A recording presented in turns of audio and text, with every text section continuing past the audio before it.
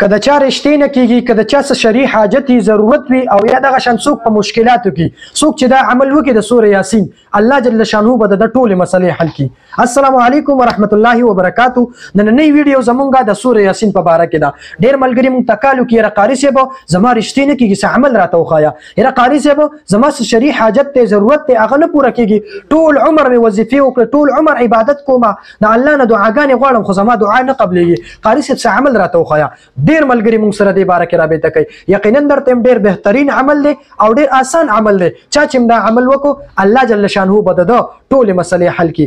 عمل ډېر آسان دی، خو د هغې نه مخکې صرف یوه خبره کول غواړم چې د خپلو منځونو پابندي کوئ. دا زه اکثریت ویډیوګانو کې چې د خپلو منځونو پابندي کوئ. ګوره څوک چې کله منځ کوي که نه، نو د الله جل شانه او د ده منځ کې رابطه هغه برابر وي، د ده د الله مینه محبت دا ډېر زیات نږدې وي.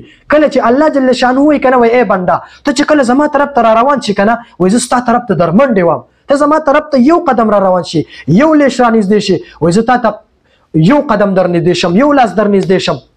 او چې ته ماته زما طرف ته را روان شي، الله وایي زه ستا طرف ته په منډه درځم. د الله سره ربط نه دی، دا برابر کوي. یقینا درته هر قسم پریشانۍ به مو الله ختمې کړي. خو دا عمل لازمي کوئ چې یو د مونځ پابندي کوئ، په ټایم باندې مونځ کوئ. ګوره کله انسان چې مونځ نه کوي بېلمازی، په ده باندې به سحر، جادو، جنات دا شیزونه په ده باندې مسلط کېږي. یقینا درته څومره چې په کورونو کې دا جنګ جګړې دي، دا صرف د مونځ د وجې دي چې په کور کې د سهار مونځ نه کېږي.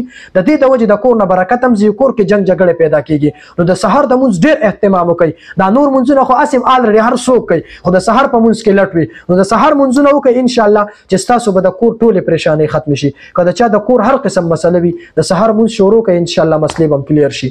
راځم خپلې خبرې له د سوره یاسین ختم دی، هغه به څنګه کې طریقې څه ده او د دې برکت څه دی، فضیلت څه دی، فواید څه دي. د دې برکت، فضیلت او فواید ښه ډېر زیات دي.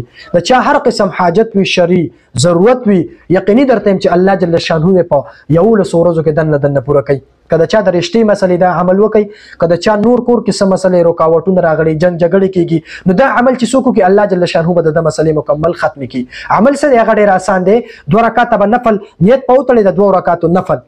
کله چې منځ مکمل کی سلام وګرځي، د هغې نه بعد به 3 پیرې سوره یاسین وي. خو چې کله دې ځای ته رسي که نه، سلام قولا من رب الرحیم، سلام قولا من رب الرحیم، سلام قولا من رب الرحیم. دې ته چې کله ورسي، نو دا به 3 پیرې وي، بیا به تصور کې خپل حاجت، خپل ضرورت دا به الله ته پیش کړي. څه مسله دي به الله سره الله ته به پیش کړي، په تصور کې به راولي، او دا عمل وکړه 11 ورځې وکړه، ان شاء الله د الله په حکم سره ستاسو به هر قسم حاجت، ضرورت به الله جل شانه پوره کوي. نو که دا ویډیو د هر چا خوښوي، هغې خدمت کې دا عرض دی چې دا نورو ملګرو سره هم شیر کړئ. والسلام، ډېره مهرباني، الله مو راته خوشحاله ساتئ.